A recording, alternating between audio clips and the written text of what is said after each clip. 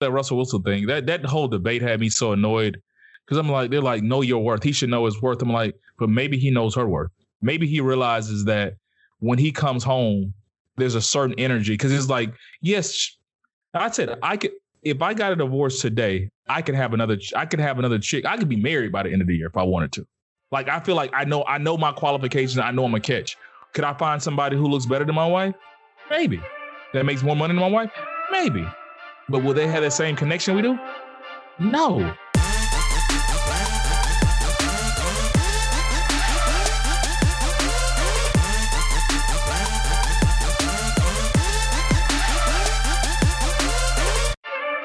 What up? It's three brothers, no sense. I'm Tavares Ferguson, a.k.a. Ferg, joined with my co-host, Buff and Razi. Fellas, tell them what's on your mind. I want to start off with an apology. And, I'm man enough when you're wrong or you get something incorrect that you apologize for it. And for me, and like I know Razi disagreed with me on this, and the other podcast I do, Politically Entertaining with Frank, he disagreed with me on this. But for years, I have called Trump a racist. And I've said that many people that vote for him are racist. And I just found out yesterday that they may not be racist. They could just be suffering from diabetes. And that Trump, low sugar. Yes, he probably has, severe sugar spike. And, diabetes is a serious thing, especially within the Black community, especially like a lot of our brothers and sisters suffer and deal with diabetes. So I definitely, as a Black person, I'm very empathetic to that. And so I can no longer judge these people off of a side effect of diabetes. So I want to apologize to many of the Trump voters, the MAGA world, all of you guys, some of you people that even stormed my job. I had no idea that all you needed was some orange juice or a piece of chocolate, and maybe you wouldn't have done that. White chocolate. so a big, I'm trying to be serious, for a big shout out to Matt Rowan for alerting many of us to one of the side effects that we were not aware of diabetes, and that it can make you come across as racist. So I just want to apologize to MAGA, to Trump, and many of his voters. I can admit when I'm wrong, and I'm wrong. And we as a nation have to take diabetes more seriously and tackle it and start focusing on eating right so that we can prevent future diabetes cases. And racism. Two totally separate things. No, didn't you see the article for it? Diabetes causes racism. He's not saying it's a side effect. It could be. It's a side effect. I'm not racist. I'm diabetic. What does some more say? It's a motherfucking side effect. Not racist. I'm diabetic. Okay. So, Byron, where'd you get that from? What happened? What made you come to this epiphany? So I've heard he's a coach. I don't know if he's just an announcer and a coach, but yeah, he's a high school coach, but he was announcing a girls' basketball game. Okay, and so so he's an announcer, and they went to commercial break, and I guess one of the teams was kneeling during the national anthem, and he expressed his displeasure and said, he's fucking niggers. So, and he kept talking, and also, we can't let him go unscathed. The person that he was in the booth with, I mean, it was like another day at the office. Like, he let Buddy roll niggers right off his tongue, and there was no, hey, man, what's wrong? It was no, like, they kept moving. So, I don't want him to go unscathed as well. I don't know his name. That's why I haven't mentioned it. But whoever the gentleman was in the box with him announcing, I mean, he deserves some smoke, too, because it didn't seem like it bothered him at all. Yep. I got nothing. When I read that story, I was just so, how you don't even get mad anymore. It's just one of those, you just shake your head and it's like, yeah. I remember I was like, I hope he doesn't apologize. And then when I read that, I think it was the homie Michael Tart that was like, he just been better off saying he was racist. And I'm like, that's true. Like, it's true. Like, if he had just said, man, I ain't mean for, it to come across the mic, but that is how I feel. And, sorry y'all heard that, but that's how I feel. This loser said, he said all this stuff about how he's a Christian and his son is this and his wife is that. And he's like, and just so y'all know, my sugar had spiked that day. And I get angry and say racist shit when my sugar spike. So, I was like, that was hilarious to me, though. Yeah. Oh, but on our racist role, we can't let Senator Ron Johnson off unscathed, because he basically said that he wasn't scared of the rioters, trying to take over the Capitol building, basically because they were white.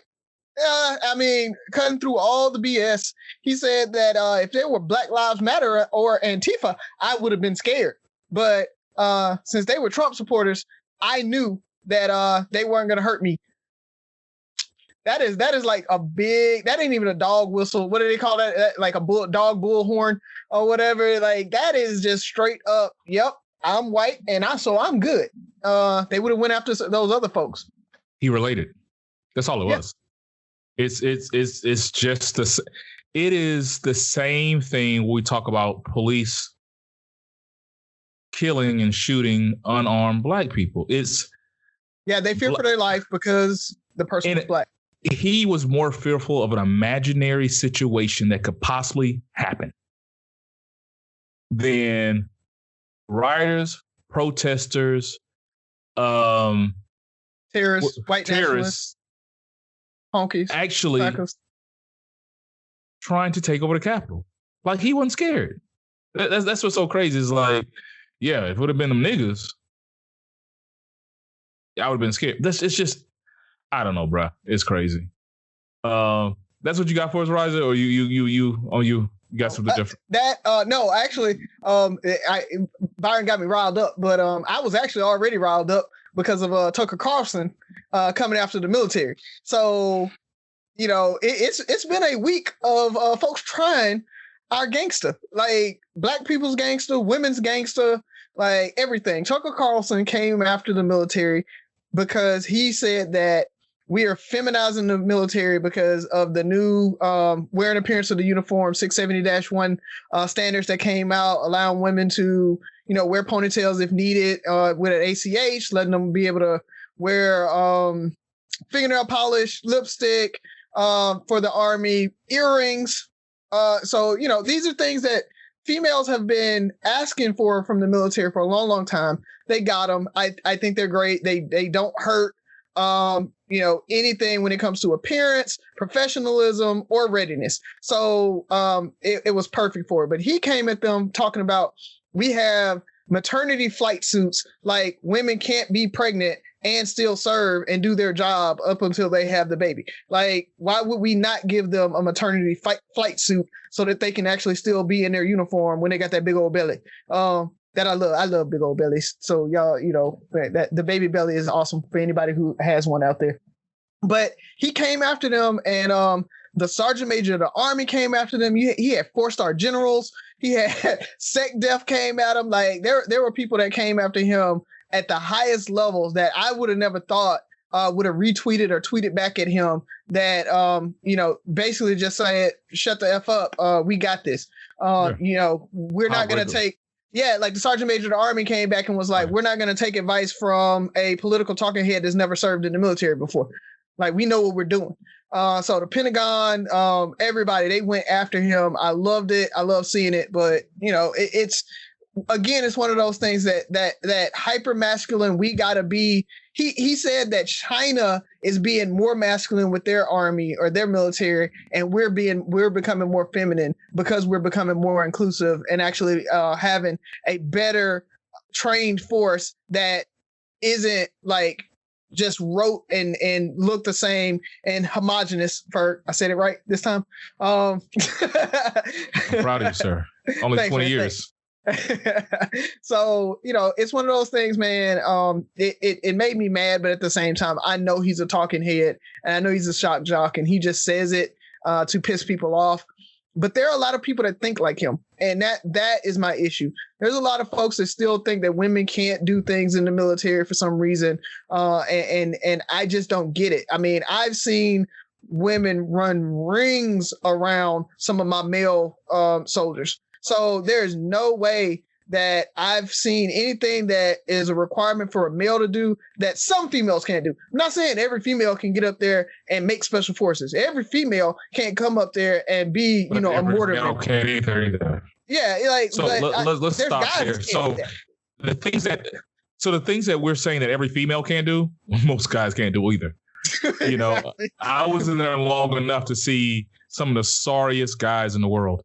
And if I had to go to war again, on my top 10 list, I have one woman, the ma'am. I'm bringing her back. Yeah. I think she's lieutenant colonel naming now. Yeah, or colonel naming. No. So yeah. So I would bring her. Yeah, I think. Okay. So I'm bringing her with me because she was awesome when she did. She was great on all aspects of the military and somebody I could trust. It was just sometimes people just have to shut the up. Like, dog, like it's nobody. That's what gets on my nerves. It's not like you have to make this comment. It's not like, okay, I'm gonna make the comment. I'm gonna tweet it. Like, it's not like somebody's twisting your arm to say, hey, you said you were gonna tell them about women in the military and nail polish and lipstick and earrings. Like, it's been 2 weeks. Like, we're waiting.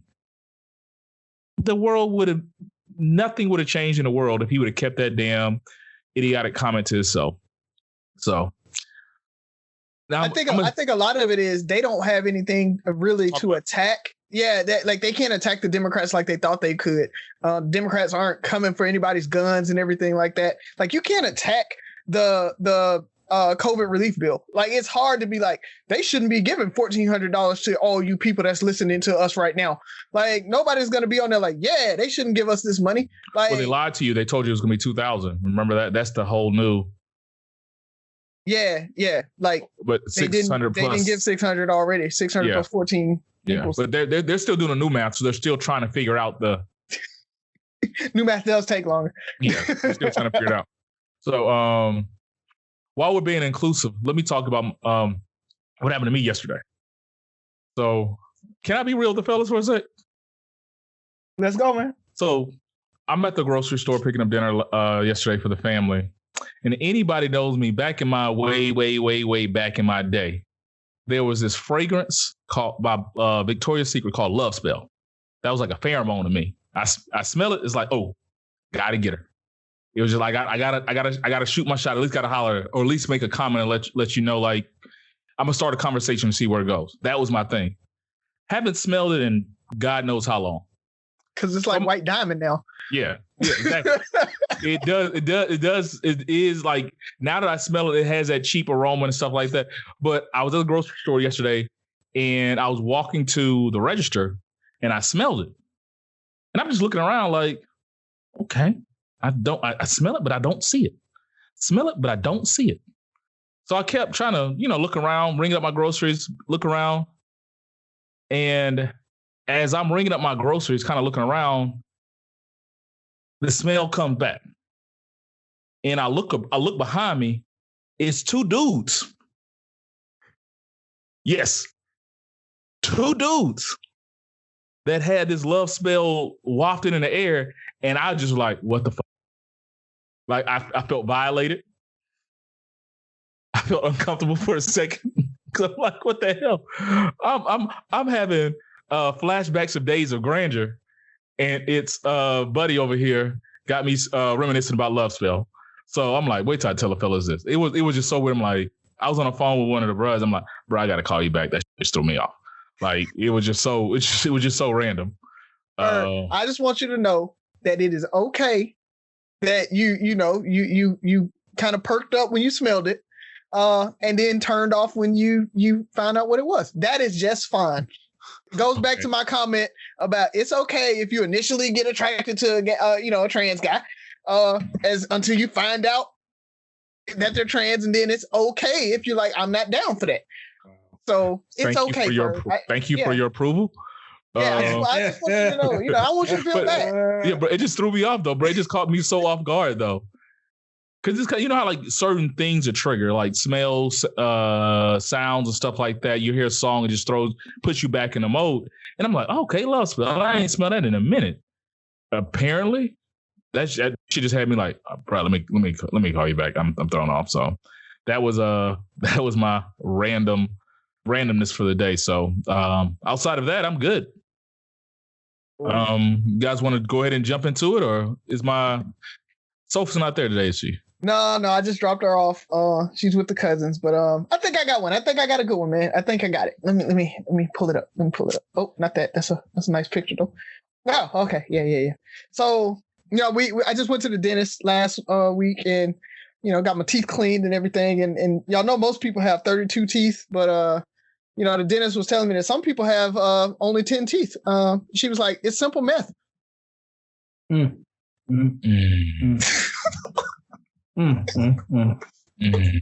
That's funny.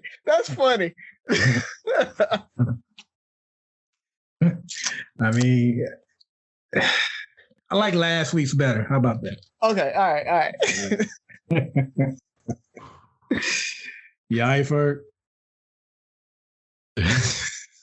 All right. I'm gonna come back. How about this one? So, you know, everybody getting on their stimmies and everything like that. But I just want to make sure that, you know, if y'all go get a stimmy and go get y'all a car or whatever, you know, because you're down on your luck and all that stuff. If you want to get back on your feet, all you got to do is miss 2 car payments. So okay. I think the meth one might have been better than that one. What? I don't know. What? Yeah. Oh, come on. You're driving. Oh. No. I get it. I get it. We get it. It's just like, no, stop. Take me through this. When you pick these jokes, what is going on here? Is it like a light chuckle, or is it like that's the one? It just depends. It just depends on how I'm feeling at the time. Sometimes it is. It's like I'm like, that's the one. They're gonna love this one. Or like, either of these, that's the one. Yeah, I thought the meth one was actually hilarious to me. Like, I mean, the good thing is we have listeners, and some people will agree with you. Yeah, you know what? I will admit they're dad jokes. You got to understand, like. It's a niche of jokes that people just love because of how bad they are. It's not that they're like super good jokes. It's that they're funny because they're bad. Oh, you should have told us that 2 years ago. I miss Sophie. That's nothing against you, Razi. I just yes, it is. It's all about. It's definitely against him. That is a definition of being against him. Textbook. Let's do it, man. All righty. You know what? I'm trying to just relax this week. I'm gonna let you guys kick it off, see what questions you guys have, and I'll see if I can keep it lighter and do a follow-up. So who wants to start? I actually got a 3-part question. So there it is then. Let's do it. All right, but it won't be as long. Whole show. End up being the whole show. Nah, it won't be, man. It won't be, because like the first one is like yes or no, pretty much. All right, so 3-part question. And a yes or no question with us. And that's true. Ever. And you know, I mentioned how this topic annoyed me, but now that it's died down, we can kind of touch over a little bit, and hopefully it leads us into other conversations. But my first question of this part 3 question is, we know Russell Wilson and Ciara were in the news a lot a few weeks ago because of him saying that his biggest fear is losing her. And a lot of guys went crazy. And women. And yeah, women went crazy. But like women came after the guys that was going crazy, and there was a lot of back and forth. But my first question is, in y'all opinion, is Russell Wilson a simp? Not at all. Okay. Razi? No. Okay. That man loves his woman. Not at all. No. No for me as well. All right. So part 2. So I guess you could say issue that a lot of guys took is the fact that, you know, she messed around with Future and had these kids, and then here he comes saving her and putting his cape on for her and got the nerve to be scared to lose her. So my question is, given everything that was going on with her, you guys both have boys. Would you be okay? Do you think it's ideal if your son came home and said, hey, I want to marry this woman that has, I think she had 2 kids already. I want to marry this woman that has 2 kids. Was it by two guys? Doesn't matter. 2 kids by 2 guys or 1 guy, whatever like that. I want to marry her. She's the woman for me. Is there any extra talk that you would give your son, or would that be okay?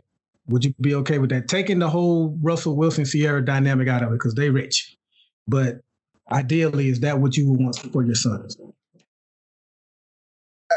I would talk through prenup if he was Russell Wilson rich, or at least, to the point where he had assets that maybe could be kind of taken, because if she is kind of monkey branching, as the phrase is, where woman kind of does her bad boy phase, gets her thing, and then goes for the good dude. That's really what they call monkey branching. And so if to protect him from that, I would probably talk prenup. But other than that, no. If he loves her, if he spent the time with her, I mean, if he's like, I've fallen in love with her and I'm marrying her and it's been 3 months, then I'm going to have a talk about that. But I'm going to have a talk about that whether she has 2 kids or whether she's single and with no kids. Like, I'm going to have that conversation of, you need to take your time, bro. But if it's, to the point where they've been dating for a year, 2 years, he really likes the kids, he enjoys spending time with them, she's a good girl, there's no drama. When they come over and they're hanging out and I don't see him annoyed because she's on the phone, maybe doing her thing, or he's calling me like, man, I don't know if she's faithful in this. If I don't hear any of that stuff, and he just calls me and he talks about her and he just seems happy when he's talking about her, I'm good with it. Because my other thing is, I'm not so naive to think that marriage is forever every time. If she makes you happy right now, and you want to get married and y'all want to settle down and everything, cool. When the times start getting to where there's more unhappy times than there are happy times, it's time to leave. I really don't think marriage is forever. I really don't. I think marriage is for when it's happy and when it makes you guys happy. And that doesn't mean that you guys shouldn't work through it and you shouldn't work on it. And if times are hard, you should work to try to get it back right. But if it's to the point where you guys can't, when they say irreconcilable differences, if it's unreconcilable, it's time to go. And on to the next. I mean, and so that's my thing. I really don't care about her having 2 kids, or I don't even care about her past. Like, if he wanted to marry a stripper that, used to be, pee-popping, it's like, hey, is she still doing it? Are you cool with it? Like, it is whatever. Does she make you happy? That is the ultimate test for me, is does she make you happy? Ferg, I assume your answer might be slightly different because you just raised your eyebrows when he said stripper. Yeah, so me, I'm gonna give advice regardless. So I'm always gonna talk to my kids, daughter, son, about anybody. And I hope, and to Razi's point, I'm gonna get to know this person enough where I see their interactions, I see their chemistry, and I see what's going on. But if my son brought home a young lady that was a virgin and they've been dating for 3 years or whatever the case may be, there's still going to be things I want to address with him, because the marriage is challenging. And I also want to make sure he's thinking about the long game. And if I can teach him from any of my experiences, or, which not necessarily with me and his mother or their mother, but me, other people, we're in this world. We see 50% of marriages end in divorce. So, hey, these are some things to consider. That would just be something else to talk about, because the way I see him, as he's not just marrying her, he's marrying that family, and to make sure that he's okay becoming a true father, because the way I look at it, my stepdad raised me, and I want him to understand my expectations of him, carrying on our name and that legacy. Like, if you're going to be in their lives, this is how it should be. Not just, well, they got a daddy and stuff like that.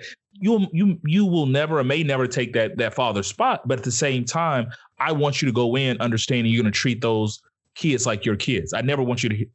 My dad, I've never heard him call me his stepson. Yeah. To this day, I'm 40 years old. If he called me his stepson, that might break my heart today.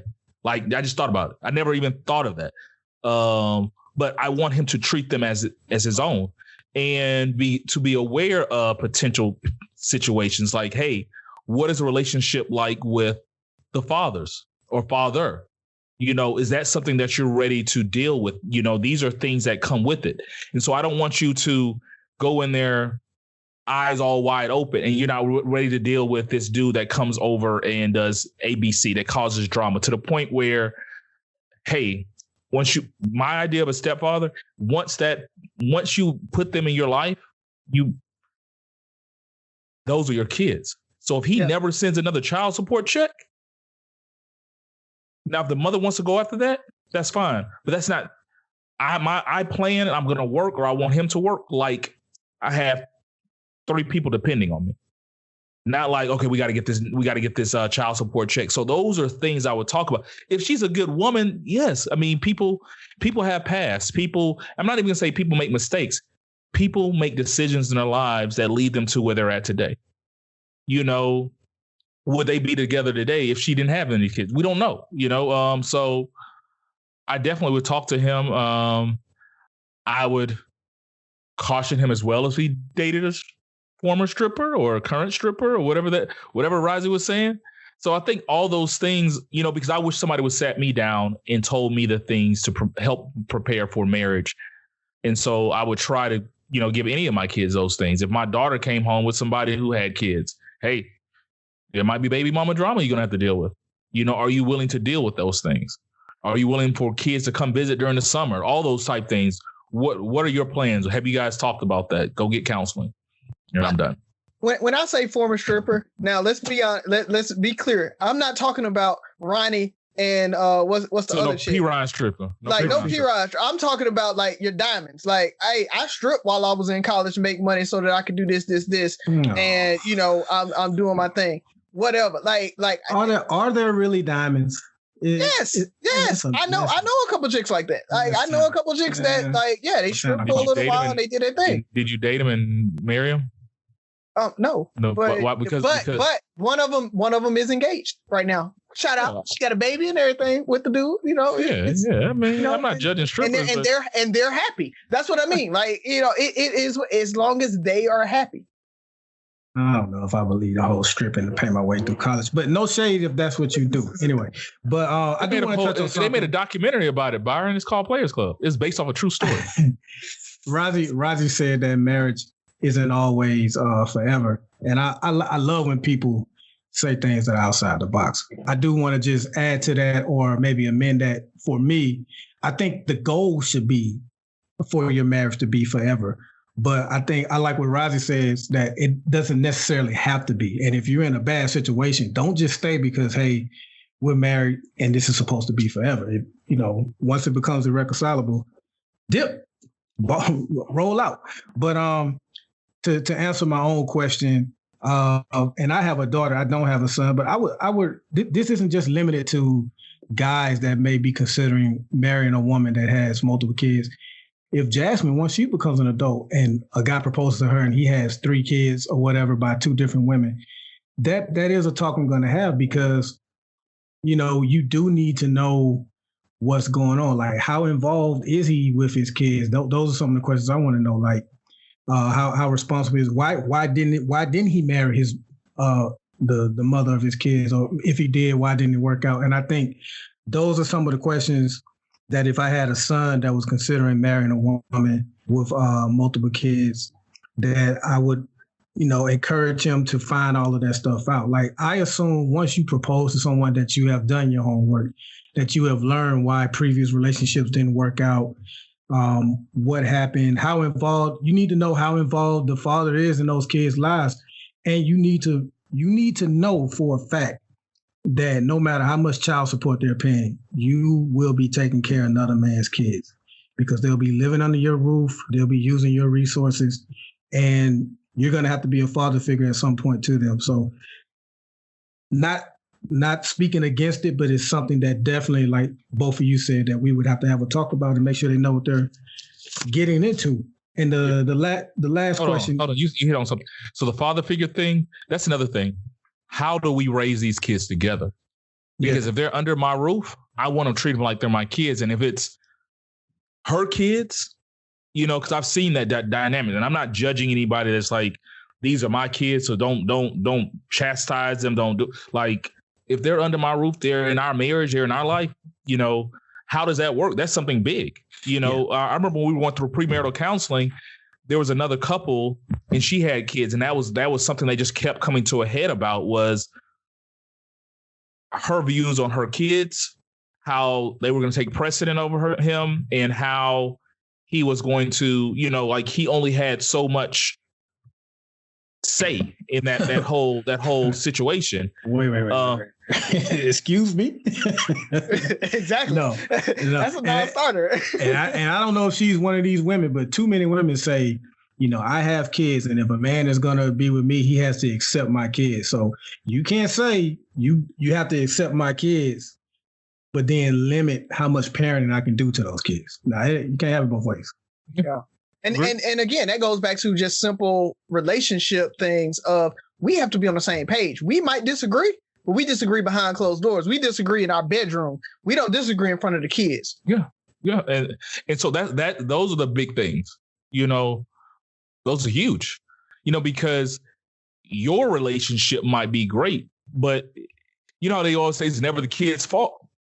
This time it could be the kid's fault because like it's not directly the kid's fault, but it's like because of the kids, there's arguments that happen that you're at a stalemate. It's like, if I can't raise the kids in my house, then how can I run my house? So those are, and I'm not saying that that's an issue, but these are things you have to talk about. Well, she's a great mother. Yes. Is she ready to be a great wife and a mother and let you be a great father to those kids? So, and, oh man, you were saying about marriage. I'll come back to it. I got to remember what you said about marriage, because I thought that was really dope when you said all marriages don't last. Yeah. So, and the third part of my 3-point question is, so we all agree that Russell Wilson is not a simp. What is a simp? What is y'all quick definition of a simp? The niggas that just called him a simp. The guys that are trying, people who are trying so hard to fit this mold of what a man is supposed to be, how tough a man is supposed to be.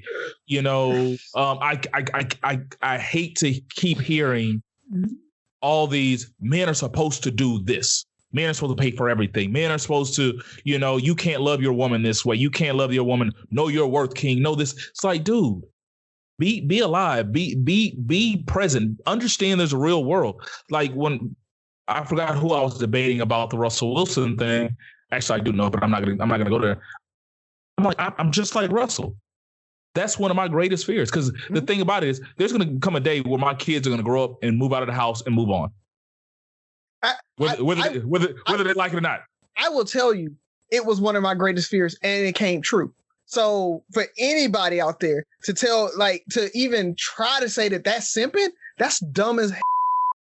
But truthfully, like until you love to the point where you're scared to lose that person, you will never understand. You will never understand. And that. Keep going, bro. Preach. So, but you know, to answer your question, Byron, the guy that's a simp to me is the guy. It's going back to Players Club, right? What was the dude that followed Diamond home and was like, you know, I was real good to you, Diamond. Like, you know how much money I spent in that club? That's a simp. That the guy that's buying the Birkin bags and everything, thinking that he's gonna get some or only get a little bit, but she really not feeling him for real, and you can kind of tell or whatever. You know, I saw a post that was like, you know, I want a dude to spend on me, but I don't want to give him none.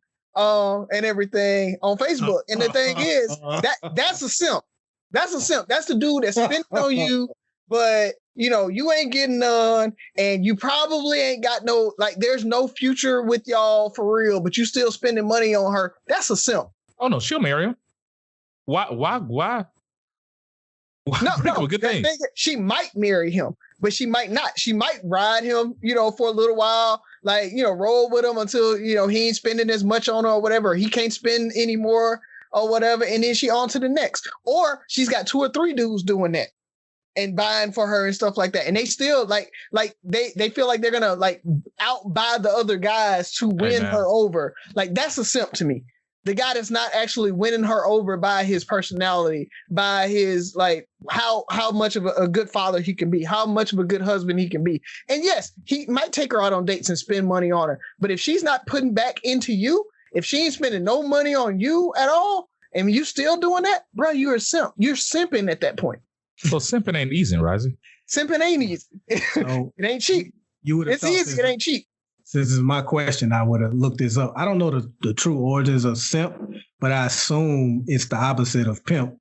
And, pimping is pretty much when you get women to give you money where they put in all the work. You ain't virtually doing anything, but they bringing you the money. So the flip side of that is kind of like what Razio just described.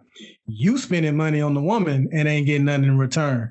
And that's pretty much but I don't think they're saying that, because they know both of them got money. I think they're saying, I think it's more than emotional. Like, when you show signs of weakness, that's what it is.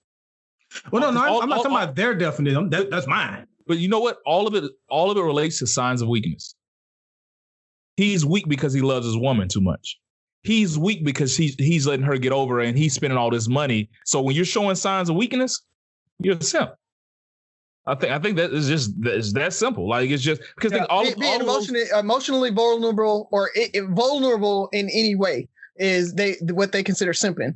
Yeah, they do. I consider it with a whole bunch of stupidity. There's a whole bunch of stupidity in simping. Mm-hmm. Yeah, so because even with that Russell Wilson thing, that whole debate had me so annoyed, because I'm like, they're like, know your worth. He should know his worth. I'm like, but maybe he knows her worth. Maybe he realizes that when he comes home, there's a certain energy, because it's like, yes, I said if I got a divorce today, I could have another chick. I could be married by the end of the year if I wanted to. Like, I feel like I know my qualifications. I know I'm a catch. Could I find somebody who looks better than my wife? Maybe. That makes more money than my wife? Maybe. But will they have that same connection we do? No. Like, I know what I have. And so the same thing, like you said, that's a fear of mine. That is a great fear. One of my greatest fears. And so does that make me a simp because I love, it was just so weird to see how guys, like, they have to prove how tough they are. And it's like, yeah, but I feel like a lot of y'all are single. Yeah. Most of the guys that's calling him a simp are single. Yeah, I told him my quote, and they might say that it's on purpose or they want to be, but I really, really feel like deep down inside they want that emotional connection, and they're mad and they're just jealous because they can't get it. Well, it ain't simple if you got her. I like that. All right, that's all I got, fellas. What you got for us, Razi?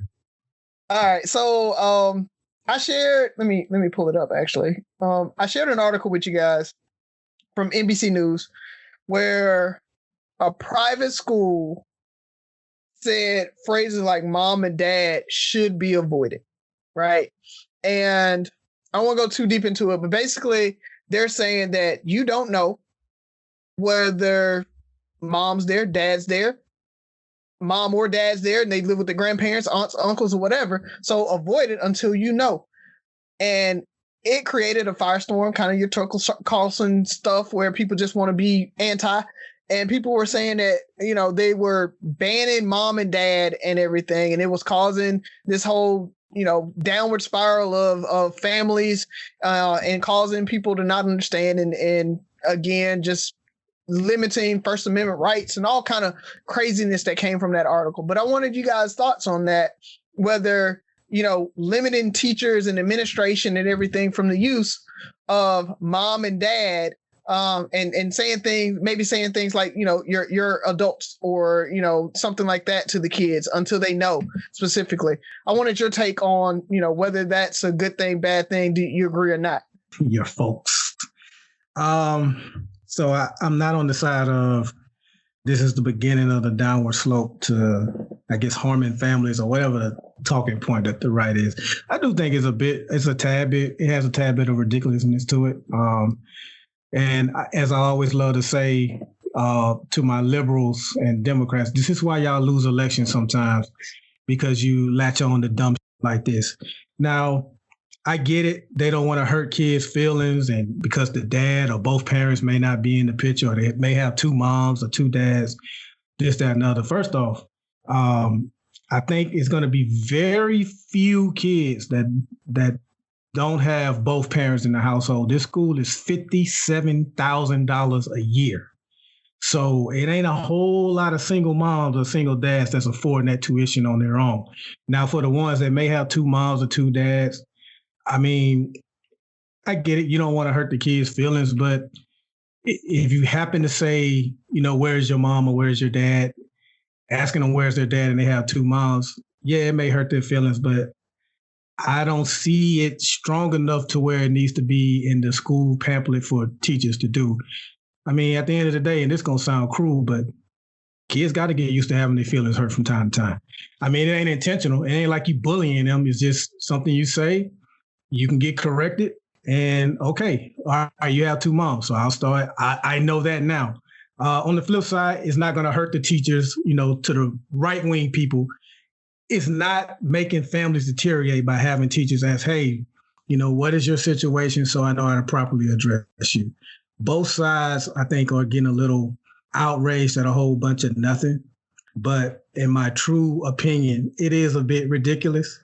But at the same time, it's not asking that much. And again, I know some people were posting the article and were saying, oh, they're trying to ban the word mom and dad. The school didn't say you can't say those words. They're basically just saying, find out first. Find out their situation before you automatically assume. But again, this is rich people problems, $57,000 a year. People like to make fun of me for owning an M4 once. Those are like an M4 a year. That's pretty much what they're paying for their child education, a BMW M4 a year. People were making fun of you for owning a M4. What kind of people you hanging with? You know what I mean? Like, you got it. The big that big spender, rich. Yeah. But now you just told us how much that M4 was. By the way, just throwing it out there. You can look flex. It up, so it's not flex. Can you go proceed with your answer, sir? I'm kind of with you, sir. I think first of all we have to stop. I guess just getting on people for not knowing or just not changing quick enough. All this is progression.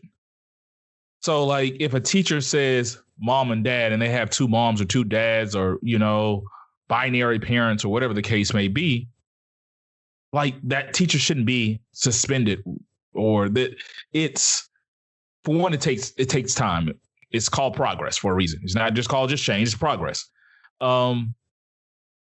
But I think it's a step in the right direction, but I don't think it's a necessary step. Like it's not a, I think teachers can be more, or administrators can be more open to these things.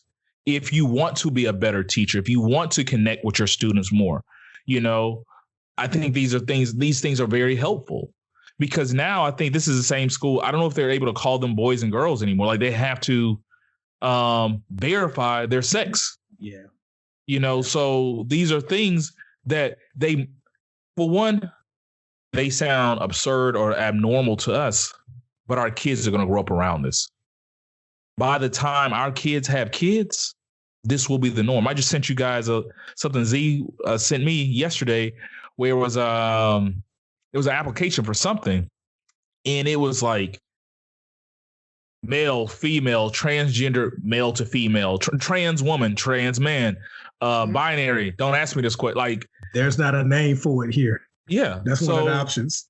Yeah, so it's very unique. But I think progress is made. Just like you eventually you have to respect the people in their wishes, because I know, 30 years ago, we were Negroes on applications and we were Black and we're African. I think it's a similar thing. You need to start respecting people's wishes, but then don't get mad if somebody potentially calls you the wrong thing if they're trying to make progress. So hell, are we Black, African American? Are we, I don't even know.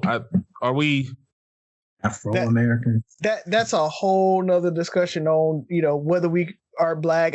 So many people like, we're not Black or we're not African American. We're the original people. There are people that think that we're like the Native Americans were Black and we're the original Moors and all that. There's all kind of craziness out there.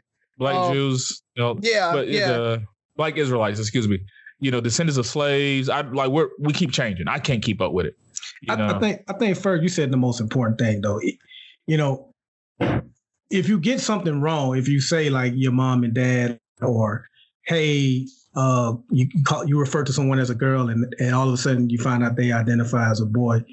Once they correct you, you cannot be an asshole and just address them as they choose to be addressed. Like once you find out, then address them as they want to be addressed or their situation. Yeah, I think you guys took it from the LGBTQ aspect of it. I looked at it a lot from just the parental structure aspect, because I know, especially now, like when a mother is mentioned on anything to Oliver, it's a problem. Like he gets emotional when they say, "Where's your mom?" Or we got to talk to your mom. So like, I think that's where I took it. Like, you don't know that kid's situation, and you don't know what they're going through from, their parents aren't there anymore. When you say mom and dad, their kids, it's like my mom and dad died in a car crash last year. I live with my grandparents. And that brings up a lot of emotional baggage with that kid that they have to explain that to them. So I think that's where it is. And even in that school where, Byron, you're like, the parents may not be there, but that parent died. And now the grandparents who have the money to send them there may be the one that's paying for that tuition to send them there. And so I took it from that perspective as find out first and use, and actually that's kind of a best practice that I've seen in a lot of teaching circles is use words like who's your parent, or not your parents, who's your guardians, or who's your adults. Hey, call your adults. I'm going to call your adults. Or before you call home, who should I ask for? Is a really simple thing to ask the kid. Who should I ask for in this, so that instead of saying I'm going to call your mom and dad, or I'll call your mom, which is a really a go-to for a lot of teachers, because the patriarchy has kind of put the mother in that role, right? Where anything that happens in school, I'm going to call the mom. So for my kids, I know it's kind of a dynamic shift that people have to really understand. And I get what you're saying, Byron, about, they just got to kind of get used to it and kind of get through it. But as they're processing it, it would be a lot easier if they didn't have to constantly do it. It really is. It's not an aggression, but think about it from a Black person and having to deal with microaggressions all day long. It's tiring for the person. I think that's really what it is for the kids. It's like, it's tiring having to explain their situation every time somebody says mom or dad. And so even with the LGBTQ thing, it's like, we know that it's we know that it's progress, like Ferg said. And so if we know that's there, and we know that there are kids that are going through this and have two parents or two same-sex parents and stuff, that microaggression or that just little thing every day, somebody and them having to deal with that is just more and more emotion that they have to deal with. It makes it harder and harder for them to be able to really be good, open kids in the environment. So it's creating that environment for them to actually prosper and bloom. And if you know that you can help in any way, like you said, Byron, like, it's not going to hurt anything to do it. So why not put it in there and say, we're going to do it this way so that we can be more inclusive. Because they don't want to change. People don't want to change for other people. I think that's always always like, me respecting you inconveniences me. To me, that's what most of it comes down to. You know, I got to learn I can't call you a Negro anymore. I got to learn what to call you. You know, like, you look like a boy, someone call you a Negro. You look like a boy, someone call you a boy. You know, it's like, and then because when we respect people's feelings or what they're, not even their feelings, we respect what they're going through. Because I think feelings has such. It's an empathy, right? It's just there. It's empathy that I know you're going through something, so I'm going to try to help as much as I can. I'm going to help you get through it. Well, I mean, you said why not put it in a pamphlet? It's a shame that has to be done. So, like in Ali's case, in any kid's case that loses one of their parents, I would think that the teacher would learn of that. Like, I would assume it's very hard to lose a parent going to school and no one not know. You're going to miss days. You're going to find out, and the teacher in the school can address that kid accordingly. But yes, they will the first year. So last year, yeah, their teachers knew. But the thing is, as they progress, the new teacher may not know yet. So and that can be on the the school principal or whatever to definitely put that out there. But yes, I was answering mostly from I don't even know all the letters, LBGTQI, all that good stuff. That's mostly where my answer is coming from. But yeah, you make a good point with kids that lose a parent. All right. Anything else on that one? No, man, I just wanted to get it out there, especially like I said, it kind of hit home with me because I've gone through it. Like, I literally have had Ollie come home and, like, just kind of be in a funk that whole afternoon because they read a story about mom and dad or whatever. And like the teacher gave an assignment, like do something about your mom or whatever. Mother's Day. Yeah, like all those type of events like really hit home for him. And so like I could just imagine constantly having to do that. And it's it's hard. Like I'll even give you a story of myself. I'm getting some work done on the front yard, and I was talking to the landscaper or whatever, and he was like, hey, I try to stay away from large bushes that can hide people. You don't want your wife to come home and somebody be able to jump out at her when she's walking in the house. And for a split second, I'm like, that hurt. Like just kind of thinking about like, well, I ain't got to worry about that, but he didn't know. And I know he didn't know or whatever. But at the same time, it was just like, once again, I ain't got to worry about that. Like, so. And so the challenge is how do you please everybody? Okay. And that's the thing is like, we were talking about Mother's Day cards. Do you stop all the other kids from making Mother's Day cards and saying, hey, let's make a Parents' Day card? And I mean, there's some kids that have no fathers. So they're honoring their mother. And then on Father's Day, they're honoring you. And it's because what you're doing and stuff like that, and the recognition, it's just so. And I think that's where like the liberals, where they'll hitch their horse to that wagon, and it's like, dude, is not saying it's not worth the fight, but it's a lose-lose. You can't help everybody. Everybody can't win. I think making that attempt, being aware is possible. If I'm a teacher and I make that excuse, if I make that mistake once, I'll never make that mistake again. And if I do, it won't be purposefully, because if I have 30, 40, 50 students throughout the course of a day and I'm handing out letters about, paint a picture, do this with your mom or do this with your dad. And, a lot of it is copy and paste.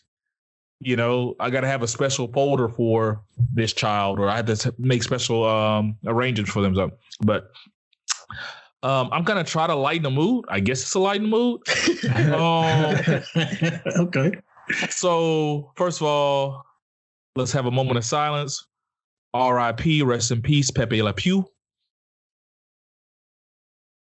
I'm pretty sure you guys have been seeing all the new posts about the cancel culture just taking over the cartoon world. Yeah. So from gangsta Pepe Le Pew Bluto, everybody. So it wasn't even about and that's a whole nother subject. Are they going too far? What is it? But it made me really realize how big, because we always talk when we came up in the hyper masculine or the, what did Charlamagne Gay call him? What you call him? Charlamagne? Charlamagne. Is that how you said it, Razi? Charlamagne Gay. Yeah. Charlamagne Gay. Shout out to Webby. Shout out to Webby, man. It was what did he say? It was a rape culture? Is that what he said? We came up in the. We definitely came up with rape culture. Yeah. But I think of it on such a yes, the things we did or that were overt. Now that we realize it, but something as simple as the cartoons we grew up watching. I never thought about. I would have sat and watched Looney Tunes with my kids today, and that's my nigga right there. Pepe's hilarious. But the thing about it is, she wasn't right. This dude was... he was sexually assaulted. Yeah. So give me 2 or 3 misses growing up that you just didn't realize until recently. That's man, either I looked up to this person or I thought this was funny or I just never knew. Does it have to be a cartoon or any form of entertainment? Any form of entertainment. Okay. Even just not even just entertainment, just maybe just some stuff in your life that you didn't realize that. One of those questions you got to think. I will say for Pepe Le Pew, before he got canceled, I noticed that about a few years ago. I was like, yo, he really was he really didn't know how to take no for an answer, man. He was Trump. He just, what Trump said, you could just walk up to him and kiss him. Yeah. Just move on him, grab him in the yeah. They won't do anything about it. Somebody was like, well, at least he didn't grab her by the cat. I'm like, he grabbed the whole cat.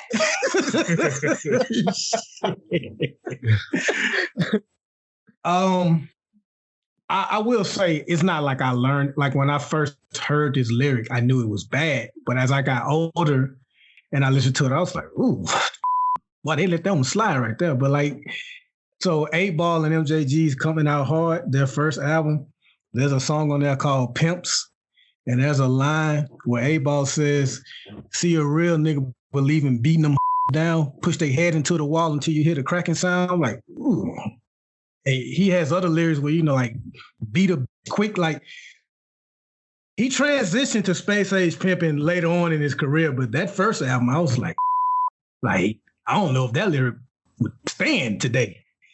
So most of the pimp culture was something that we grew up around, and you just wow, we really glorified this. But that was in the 70s, everybody wanted to be a pimp, and going into the 80s. So, that was our parents kind of seeing it, thinking that they were going to be pimps, or maybe not our parents, because they were kind of the responsible ones, but, our uncles and older cousins and stuff, thinking that they were pimps and stuff like that. But it was that entire culture was like that. But when you think about, as far back as the honeymooners, when you think about, bang, I'm what do you say? Right in the kisser. I'm to the moon. One of these days to the moon. Yeah. That was normal to us. We thought that was cool and or not cool, but thought it was. That was the most famous line from that show. Yeah. And so, I think that entire culture, it's hard to find one person that sticks out because it was part of that time. Which is why I'm really disappointed with the whole Pepe Le Pew thing, because I don't want to see them cancel what happened in the past. I want them to fix it. I want them to say, Pepe, that ain't right, bruh. Stop. I want to see that. I want to see Pepe turn over a new leaf and actually learn how to approach women right. Maybe on some stuff, and he become a jokester, but he still be kind of this guy that's always kind of going after the women. but he going after them in a more respectable way, and so like that's what I want to see. So the kids see that growth there. Like it's okay to be the villain. Maybe that's what they do is they turn him into a villain, and somebody has to like call him out every time or whatever. So I'd much rather see that, because the scene that they canceled in Space Jam, I read some of the folks who knew about the actual the writing of it. They said that in the scene he gets slapped by the girl, and LeBron calls him out and is like, "Yo, you can't do that." Like I think that would have been a good scene to be in the show. But again, I think we talk about cancel culture, but at the same time, I think that there's that reverse cancel culture of, we don't want to see this in here because they're calling out the bad acts of some of these people. So, I don't want it's almost like I don't want my cartoon to teach me a lesson. So shut up and make me laugh. Exactly. Yeah, so definitely Honeymooners is a good one. Pepe Le Pew. Johnny Bravo used to have me rolling. Oh yeah. Johnny Bravo was another one that was like, own them. I think, who was it? Was that Mike Williams that brought up Bluto? No, that was Marquise. Oh, Bluto. By the way, his post was funny as I laughed at that one for a long time. What is that? Olive oil is for the streets. So she really was, though, when you really think about it. Like, as soon as Popeye left, man, like that's why Bluto was all on her, because like I'm pretty sure she gave him a whole lot of attention while Popeye was gone. And now Popeye back, and like all of a sudden, she just slide him to the side. That is that classic Army, deployment. Bluto was Jody. Didn't they cancel Apu in The Simpsons? Yeah. And they're not making any gay jokes anymore from the gay guy. Oh, South Smithers. No. There's I can't remember his name. The guy, he has like a earring or whatever. And he wore a scarf sometimes. Yeah. Oh no! That's Family Guy, right? There's one. I think that is Family Guy. I'm getting confused. Family Guy has a pedophile on there though. Yeah, full blown. Yeah, dragging him in the basement and everything. Like just, he's just so full. So yeah, talk about ones that you like. You just looked at them like they were funny then, but I mean, all of those jokes, like Family Guy with Quagmire, was kind of the same way. We laughed at him. Let me ask you this, because I kind of got in the back and forth with someone over this, and they were like, "You guys worried about like nobody, Looney Tunes doesn't care if you boycott Pepe Le Pew, and Dr. Seuss doesn't care if you boycott their books."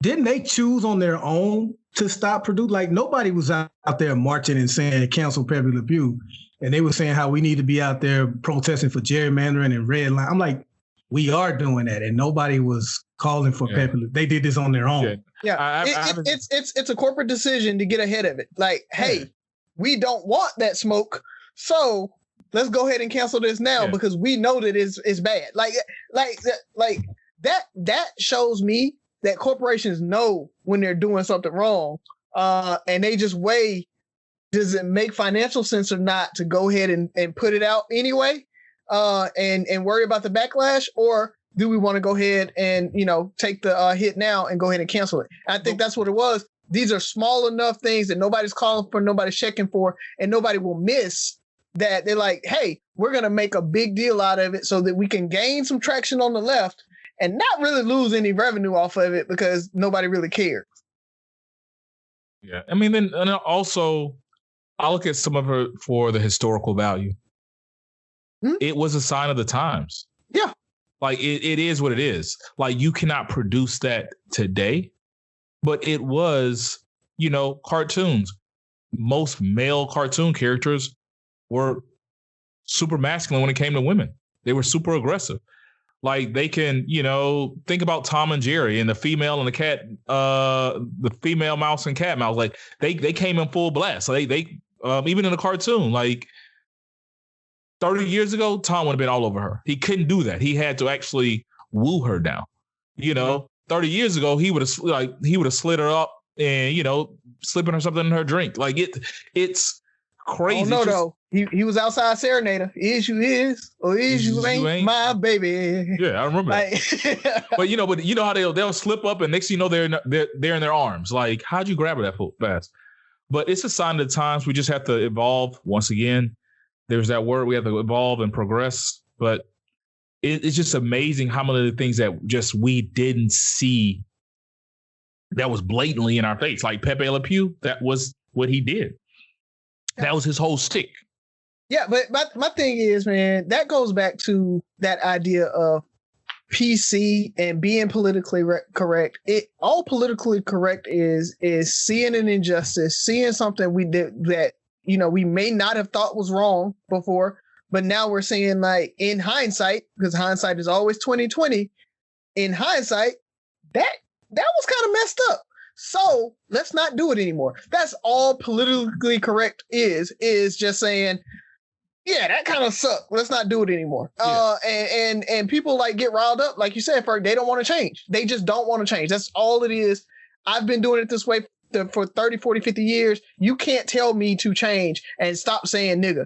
You can't tell me to change and stop, hitting on women and being hyper masculine and not understanding, again, going back to my conversation, I think my comments the other 2 shows ago, where you can be masculine and still be emotionally intact and emotionally intelligent. Like that thought, that's what hypermasculinity is masculinity without emotional intelligence. So I'll leave it at this. I was watching, because it's like, where do you draw the line? I was watching an old Bernie Mac sketch or clip today, and he did the spiel when he was talking about his, he had 2 things that were just really taboo. When he was talking about the kids. The 2-year-old, the 4-year-old, and the 6-year-old. Now the 6-year-old, that's a sissy. Like, you gotta hear me, world. He's like he was going hard. To me, that's still one of his funniest. That the whole him downstairs. I think he actually said the F word too. Oh yeah, he did it all. Like, I thought about saying, like, he went full fledged. But today he would have to change that skit a little bit, but there's people like Chappelle who push the boundaries. Is it different or okay when you're pushing the boundaries for awareness? Because, some comedians, like, we're comedians. That's what we're supposed to do. We're supposed to push the boundaries and make you think, even with some of these cartoons, they're comedies. Like, if you're making fun or, buying into stereotypes, that's different. But when you're making awareness, or you're creating this character for awareness and stuff like that, or you're creating a joke to lighten the situation, but also, like I said, bring awareness to something. Where are the lines? Where's the lines? Because when you look at Tom actually was kind of like the less masculine. Because if you ever remember when he was trying to go after old girl, there was kind of this hyper masculine, like, alley cat, that Tom cat that always was going after her too, and she always ended up picking Tom. So I like that dynamic of them showing that the super masculine, hyper masculine guy isn't the one that she might like. Jerry was a, by the way. She was. Jerry Mouse is he. Jerry. Oh, Jerry. Oh, I thought you said Sherry. I thought you were talking about the cat chick. Why you call him a? Did you not watch the movie? Jerry's really an asshole. He trying to keep from being eaten. No, watch the movie.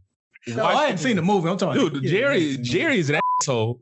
Yeah, he is. But in most of the things, because he knew he was smarter than Tom, and so he would just be like chilling out, and he almost like he does things and makes fun of him at the same time. He's an antagonist. Mm-hmm. Tom is a hero. Jerry's an asshole. Let's close on out, fellas. What do you got for us? The only thing that I got, man, is there was no WandaVision this week on Friday, and I woke up actually kind of excited, like, oh man, WandaVision, and it was gone. But I am excited. Next week, Falcon and the Winter Soldier starts, so we kind of get the next kind of iteration of Marvel. Marvel TV is starting to really, really come up.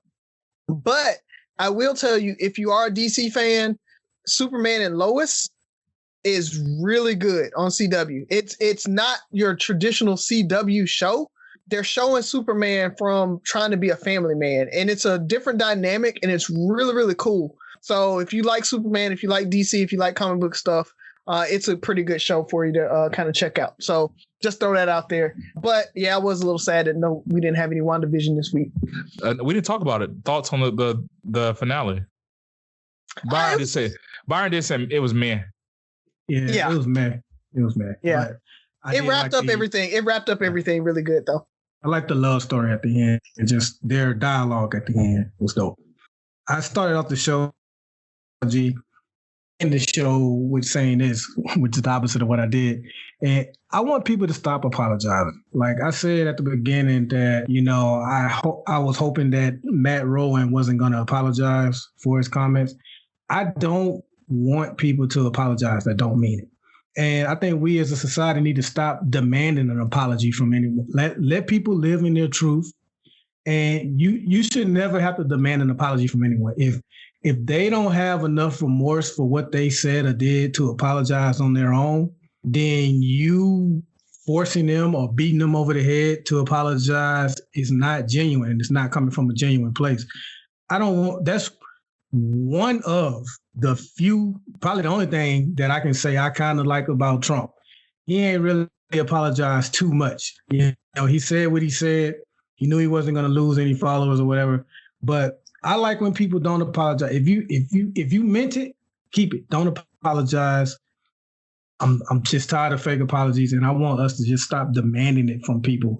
Let them live in their truth so we can see who they truly are, because they don't mean it. And I saw some people trying to defend the dude that said niggers on the mic, and he called that a mistake. I'm like, how is that a mistake? That dude said what he said.